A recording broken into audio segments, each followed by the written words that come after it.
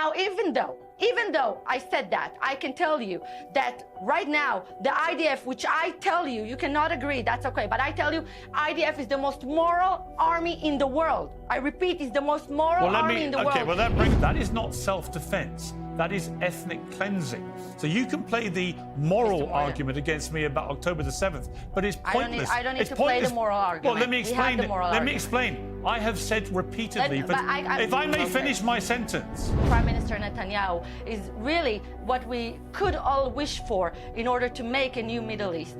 The IDF would have shot in burst. Gaza would have been a parking lot within 12 hours, and that would have been much more dangerous to the.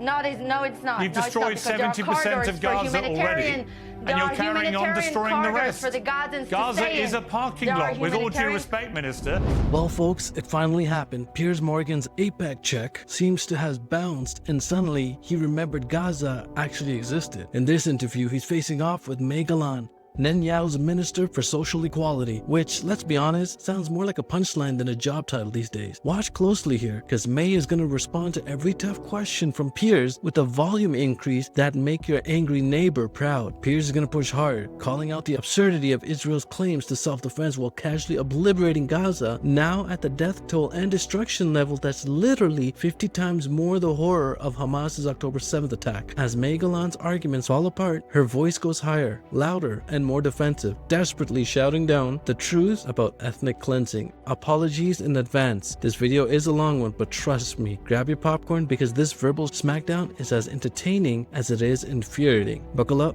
hit subscribe, and let's dive right in. Sorry, trucks. He's talking about a hospital. Let me respond. What country does that? A country that has a woman being chopped off into pieces and babies being chopped off into pieces, men beheaded, elderly people are being kidnapped. Do you know what we had to watch? Yes, He's talking about what the Gazans are being through, but what about the Jewish nation that have buses been blowing up for the last 70 years? Yes. Okay. Let me respond. As I said to you, for a long time in this war, I defended Israel's right to defend itself. But that right to self-defense has now been consumed by senior members of your government, your colleagues, Smodrich, Ben-Gvir and others, extreme right-wing members of that government, who are now talking in a very brazen and very open way about what they really want to happen, which is, in their words, cleansing Gaza of all Palestinians. That is ethnic cleansing. That is a war crime. So you may not say that, or maybe you will, but your colleagues are saying that, and they want to cleanse Gaza, as they put it, of all Palestinians. That is not self-defense. That is ethnic cleansing. So you can play the moral argument against me about October the 7th, but it's pointless. I don't need to play the moral argument. Well, let me explain. Let me explain. I have said repeatedly, if I may finish my sentence, I have for 20 months. I hear you in delay. Don't get angry, Mr. Morgan. I hear you on delay. Okay. But don't get angry. I hear you on delay. You're the one getting angry. I'm trying to get a word in. I'm not. Right, let me finish my sentence, if I may. For 20 months, as anyone who's watched my show will tell you, and I would suspect you haven't watched it much, or you wouldn't be questioning what I feel about October the 7th. To me, it was one of the most heinous terror attacks of modern times, an absolutely despicable assault on predominantly innocent women, children, grandmothers, grandfathers, in the most repulsive, horrific, atrocious manner. And Hamas, to me, are a disgusting terrorist organization who lost any right to govern for another second in Gaza the moment they perpetrated that act of pure evil. However, and it's an important however, what the Israeli government has been doing in the last few months in Gaza has now, to even its closest allies, become something they cannot defend. And you know this. When you do a 3-month blockade of food, you all boast about how much aid you're giving them. You blocked most aid and food for 3 months to an already starving, impoverished people Mr. Morgan, you're who saying have been rained with bombs now for 20 months. That is actually not a right thing to do. That's a complete lie. It's not a lie. It's a lie. It's not a lie. The blockade is not a lie. And if you let me comment, you say so much accusations. You have to let me comment about some of them. So there was no blockade. Let's start with the Smotrich. Okay, wait. You said a lot of things. I want to comment about all of them. If you let me, I would be more than happy. Okay. First of all, let's start about Smotrich and Ben Gvir, when you said. Now, Mr. Morgan, I don't need to explain to you, who I have been watching his show and for many, and been watching your professional career for many years, by the way, and do have evaluation for everything that you say and for what you believe in, which I really think you are being misled. That is why I came here on this show, not because I think anything else. Now, I would be really happy if you let me finish some of the points I want to tell you. First of all, regarding Smotrich and Ben Gvir, you have to know, with all of your profession, that there is two kinds of politicians. One, like you interviewed, for instance, Naftali Bennett, an interview I did watch, who by accident forgot to mention that he launched a party just a month ago, and forgot to tell you that he signed so many declarations before he became a prime minister and didn't held up to any of them, and he forgot to tell you a lot of things, but in actual fact deceived his own people. And just like the rest of them that you interviewed, Olmert and Barak and all those prime ministers, the one thing in common that they all have is the fact that the public doesn't vote for them anymore, so they're very bitter. Now, regarding Smotrich and Ben Gvir, you have to remember, when you say Smotrich and Ben Gvir, you're talking about, and I don't know what they said, but I'm referring to what you said. I'm, trusting your words. You're talking obviously about the Trump's plan. Now, this is not Smotrich or Ben Gvir's plan. No, I'm not talking about Trump's plan. Okay, so I don't know. I don't know about anything what came out of their regarding to mouths. them wanting. They want to kill they want Palestinians to cleanse, in Gaza? their words, cleanse Gaza of all the Palestinians. So when you say cleanse, I can tell you that they refer to the Trump's plan. And when we're talking about Trump's plan, I have to tell you that, first of all, Donald J. Trump, which is what I consider the best thing that God could have given us for a new middle age, his collaboration with Prime Minister Netanyahu is really what we could all wish for in order to make a new Middle East. Hold on, time out. Quick pause here, I promise. She just mentioned a new Middle East. Was she confessing the real plan, expansion, behind the talk of protecting civilians and defending democracy is a blunt agenda? Erase Gaza, displace Palestinians, and call it progress? She didn't deny ethnic cleansing. She reframed it as visionary. This isn't defense. It's conquest dressed up as democracy. Let me know down in the comments what you think about this statement of hers. But I can tell you that we are not taking anything off the table in order to just protect our civilians and our children of Israel. And if we have to look at Trump's plan, which for me, as I think, is thinking outside of the box, and if we have to consider other things, like we have examined over the decades, we will. But I don't see it as ethnic cleansing, let alone... So let me ask you then, let me ask you, would you like to cleanse Gaza of all the Palestinians? Listen, I don't use the terminology of you and your colleagues. That is not my terminology. Well, that's the terminology of your colleague. Is not my terminology, just like the settlements that you mentioned with the it's the terminology, to be clear, it's the terminology of your own cabinet colleague. It's Smodrich, your finance minister. It's your colleague, not mine or my colleagues. It's the language used by your finance minister only 2 weeks ago. I can tell you that for the first time ever, we have a very right-wing government, as you can see. Our views are very transparent, and everything that is held in the cabinet and in the not in the cabinet but in the government is being shared outside. No one is hiding anything. Now, Smotrich and Ben Gvir are not a part of my party, but they are a part of this government. And I'm telling you, and although I'm not representing them, that they are talking about the Trump's plan, and we are considering it just like we consider any other plan in order to protect our civilians. Now, I want to say another thing about that. Listen, I don't know. I heard your interviews, and I know you talk about Smotrich and his things that he said, but I want to say something about Bezalel Smotrich, although I have nothing to do with his party. Yes, he's a part of my government, not from my party. I don't know that, but Smotrich went to more funerals this year than you went in your entire life, okay? His entire family. How do you know that? Wait 1 second. Wait 1 second. You've no idea how many funerals I've been to. And How do his you know entire that? friends, because I tell you, he went to hundreds and hundreds of funerals from his own community. His heart was broken. We are wounded. Our ministers are wounded from the sights we saw. I wanted to tell you before, and you stopped me. As the Minister for Social Equality and the Advancement of Women, what I saw that women have endured, your eyes and your mind could never comprehend. The fact is that we have children in Gaza today that the interview before was talking about that are being raised on Mein Kampf. They are being raised of killing Jews from the second they are born. This is what they say. And you know what? If you don't believe me, you can talk with the hostages that came back from captivity. And So what would you do with them? What would you do with them, the Palestinians? With who? The Palestinians. What would you do with them? Well, first of all, this is not an issue now with the Palestinians. This is not an issue with the terror regime of Hamas. In my idea, I'm asking you what you would do with the Hamas Palestinian population. What would you do with it? I don't know. Would you like to accept them, or we eliminate the terror of Hamas? Would England accept them? Well, let me read you. Maybe another Arab let me country? remind you of some of the things that you've said yourself. Yeah. All right, during an October Yes. 24 rally in support of Jewish settlements in Gaza, you said there should be another Nakba, referring to the 1948 Palestinian displacement of hundreds of thousands of people. You also said, I am personally proud of the ruins of Gaza, and that every baby, even 80 years from now, will tell their grandchildren what the Jews did. That was in February, you said this. You want explicit violence against Hamas and Palestinians. In Not February at all. 2024... Against Hamas, absolutely. Yeah. Absolutely. Okay. We want to eliminate every terrorist of Hamas. Let me tell you that. Hang on, I haven't when finished we yet. say I haven't never, finished. Sorry, I haven't when finished. We say, Mr. I haven't Morgan, finished yet. Oh, you in haven't December finished. 2023, Please. you said, I don't care about Gaza. I literally don't care at all.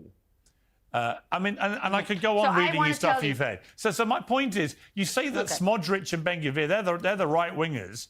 You're sounding pretty right-wing yourself. I'm a right-winger as well. I'm a right-winger as well. Right. Absolutely.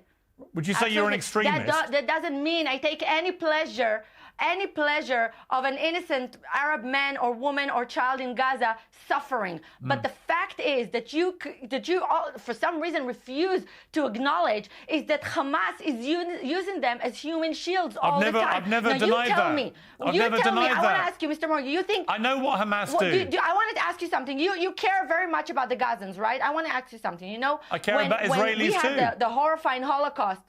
Okay, thank you. I appreciate that. When we had the horrifying Holocaust, do you know that we had such a thing called the righteous among the nations? Those were Christian people who risked their own lives in order to save Jews. Now, I'm asking you, Mr. Morgan, I'm still waiting for one Gazan person, one out of 2 million, to come out and say, this is where the hostages are. This is where they hide. Or one of them to come and say, this is where the terrorism are. This is where they hide all of their weapons and their rockets and all of the horrible tunnels where they abuse our hostages. Not even one. Now, even though I said that, I can tell you that right now, the IDF, which I tell you, you cannot agree, that's okay, but I tell you, IDF is the most moral army in the world. I repeat, is the most moral army in the world. Okay, well, that brings is me... not shooting. Okay. Is not, 1 second, one more sentence, Mr. Morgan, please. Okay. Is not shooting at population, is not shooting an innocent population. But you tell me, what do we need to do when Hamas terrorists are hiding behind human people, are hiding behind schools, You know the first thing you could do? underground of hospitals? What do we need to do? You know the first thing you could do? You could lift the ban that the Israeli government has put on international journalists going into Gaza so that all the claims that you make, which always blame Hamas for absolutely everything, could be verified by independent journalists. Why don't you do that? Why for 20 months have you banned international media from going into Gaza? An unprecedented ban for any modern warfare. Why have you done this? Well, I want to tell you that, first of all, you have to understand something. The IDF army is not trained to shoot in bursts. They are trained to shoot through sights in a single shot mode. That means they are not shooting like in the movies, like you think, spraying What's that got to do with the media being banned? I will tell you right now. So if you'll just let me finish. So you would agree with me that if the IDF would have shot in bursts, Gaza would have been a parking lot within 12 hours, and that would have been much more dangerous to the. No, it's not. You've No, destroyed it's not, because there are 70% corridors of for Gaza already, humanitarian- and you're carrying on destroying the rest. For the Gazans Gaza to stay is in. a parking There are lot. With all due humanitarian- respect, Minister, you have reduced Mr. Morgan. two-thirds of Gaza to a parking lot. Why are you pretending otherwise? Mr. Morgan. No, I'm not pretending. I don't think need to that's pretend. funny? I'm saying the reality like it is. No, You think that's funny? Of course, it's funny. It's funny when you think that I'm pretending. I'm sitting here in front of you. I don't have to, right? I can live my life and don't conduct with you. But I am sitting here because I know I'm telling the truth. I have no reason to lie. Now, regarding to the journalists, the IDF has declared the Gaza Strip as a very dangerous combat zone, and there is a risk not just for the journalists to be harmed by the terrorists or by the IDF trying to eliminate the terrorists that are hiding behind civilians, but also there is a risk for journalists to be kidnapped. But I have to ask, Mr. Morgan, you are so worried about journalists that will eventually go into Gaza. Don't worry about that. But what about worrying a little bit that maybe the Red Cross would go in to visit our hostages that are drinking sewage water, that are sitting in cages of 1 meter, that are being abused, to be clear, raped, again, beaten up, that haven't been eaten, may get that a no word in. one knows what is going on with them. Not like the Red Cross that is coming into our prisons and visiting murderers, Arab murderers. They are visiting them. If I may respond,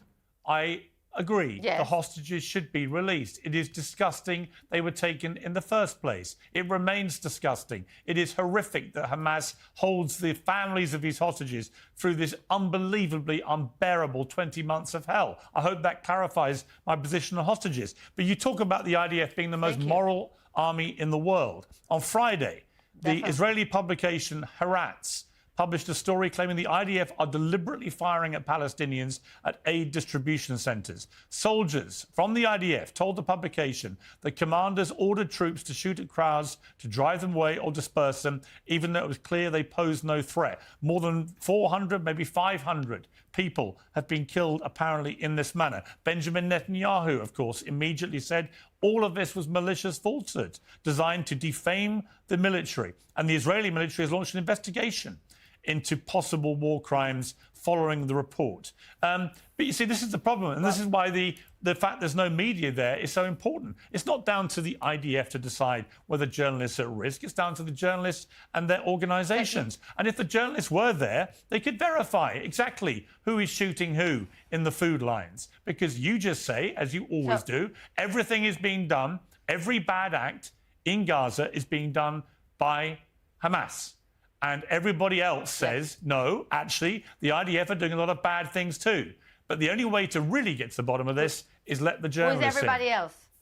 Pretty much everybody else. Pretty much everybody. Everybody else. The only journalists allowed to operate, of whom you've killed nearly 200, the Palestinian journalists, they, of course, are the only journalists that can actually get any reports out because they're the only ones allowed in because they're already there. You have the United Nations. You have allies like the UK, like France. You've got America now who wants to bring this to an end. Pretty much everybody around you. And here's the irony for this. When Israel attacked Iran, I thought that was a justified thing to do, to neutralise Iran's nuclear capability. I was glad that Israel finally did that action. I was glad that Donald Trump joined in and specifically targeted the nuclear capacity that Iran has. I think it would have been a disaster for the world if they were allowed to develop nuclear weapons. But the way you went about taking on Iran, the way you went about taking on Hezbollah, bears no relation to what you've done in Gaza. You're just obliterating Gaza, and you don't really care how many civilians are dying in the process. You say you do, but you don't really. That is a lie. You can stop really. saying that. Just the fact that you... Listen, Mr. Morgan, because if you repeat something again and again and again, it won't make it true. That we don't want to kill innocent civilians in Gaza, period. But I'm telling you again and again that once they hide under human population and we have to eliminate terrorists, we have to do what we have to do. And I don't remember you asking the allies that you were talking about in World War II if if they were hiding about how many how many children died when we eliminated the Nazis. I don't remember that. You know what? I don't remember in any mid-war where you count numbers, but you obviously emphasize on How many Hamas have you killed? What's going on in Gaza. Now, the difference, How many Hamas have you between killed? Gaza How many and Hamas have you Iran killed? and Hezbollah. Wait, you asked such a long question. You can't let me It's a answer in simple 1 question. minute. How many Hamas have been killed? The difference, I will answer. Let me finish. Answer. The difference between Iran and Hezbollah is the fact is that Gaza is the most crowded population that we need to deal with, and 2 million people in the Gaza Strip that are so crowded, and the terrorists are hiding in between. I can tell you, Mr. Morgan. How many Hamas have been killed? I don't think we will eliminate every Hamas person because we didn't eliminate you're not every going Nazi to, but how many person, Hamas right? have you killed? I'm not going to go into specifics with you. I'm going to tell you as a government member. I'm not going to. We'll end this war. We'll end this war, and you'll know everything. You'll be able to go in. You'll be able to heal all the numbers. If you don't know how many you've killed, how do you know how many are left to be killed? Because I can first of all, I know, and I'm choosing as a government member to not tell you that because I know that once you get some knowledge, you turn it. Of course I do. I'm a government member. But I can tell you. What do you mean? How many terrorists we killed? Yes. I can tell you that we have more. We have many more. Well, how many? This is what How many? the reason. I will not tell you. I will not tell you. So you know, but you won't tell me. But the reason. Okay. Yes, exactly. How many civilians have you killed? The reason. How many civilians have you killed? Trying to eliminate is that you can ask it again. I will not answer. How many civilians have you killed? Do you know? By the way, do you know how many civilians you've killed? I don't know. I don't know. I don't know. So you do know how many terrorists you've killed? You've no idea how many civilians you've killed? Yes, because the difference is that we have a list of terrorists that we want to eliminate. We don't aim to kill innocent people in order. We don't have a list of them. Okay. But I can tell you, I can assure you that the IDF is trying to avoid as many innocent casualties as possible. Minister, and therefore, Minister, it's not doing a very good job of avoiding killing innocent people. That is rude of you to not let me finish, Mr. Morgan. Yeah. Let me finish one sentence. I can tell you that the IDF, every time it needs to eliminate a terrorist, it tells the population to go to this humanitarian corridor or to this humanitarian corridor. They alert them in advance, unlike the terrorists who shoot at us and shoot at an innocent population, murder children and women and elderly and men and everything in their power they can. By the way, they eliminate many foreigners, dozens of foreign nationalities on October 7th. What on earth did they do to them? So eventually, I just want to tell you that the IDF has no willing whatsoever to shoot at an innocent population when they want, in actual fact, to save the Gazans from the real occupations of the Hamas terrorism who abuses them. And I wonder if you see those videos that the Hamas people are, that the Gazans are freeing in the WhatsApp and in the social medias when they're saying Hamas won't let us out. Hamas won't let us take the humanitarian aid. Hamas is killing us if we're just daring to talk. And if you think that Hamas is a legitimate ruling, then I don't know what to say. But if you don't, and I think you don't, then you should be thanking us like the rest of the world for freeing the Gazans from the Hamas ruling, which is a Nazi terror of our days. I started this interview by saying Hamas should not obviously be in charge anymore. But I also think the IDF should stop what they're doing in Gaza now because too many innocent people are being killed. Well, folks, who had Piers Morgan becoming the voice of reason on their 2025 bingo card? Honestly, kudos to Piers. He's traveled a long road from writing love letters to Netanyahu's government to now calling out their true colors in stunning 4K clarity. May Golan tried every trick in Netanyahu's handbook: louder shouting, aggressive deflections, and blatant attempts to rewrite reality. Watching her dodge accountability was like watching someone deny a house fire while holding the gas can. Her desperate claims that Smodrick and Ben-Gvir's talks of ethnic cleansing was misunderstood democracy shows exactly how far-right radicals operate. First they deny it, then they justify it, and finally they brag about it. But Piers didn't buy the BS today. Maybe his AIPAC check bounced, or maybe he finally got tired of pretending. Either which way, it's refreshing seeing him confront Israel's radical right-wing headbangers for exactly what they are: extremists hiding behind suits and false moral outrage. So hats off to Piers Morgan. There might be hope for him yet. Hit subscribe, drop a like, and let's keep holding power accountable, because sometimes even the loudest screamers can't drown out the truth. Catch y'all later.